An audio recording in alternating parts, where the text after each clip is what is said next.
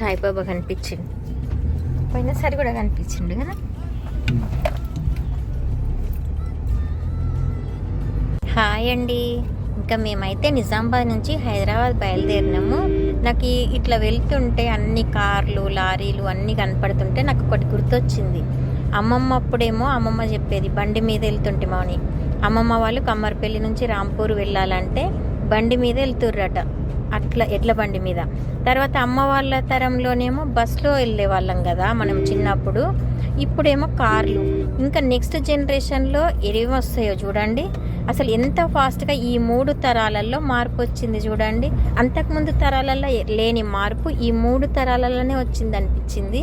మీకు కరెక్టే అనిపిస్తే లైక్ కొట్టి షేర్ చేసి సబ్స్క్రైబ్ చేయండి. బాయ్ అండి.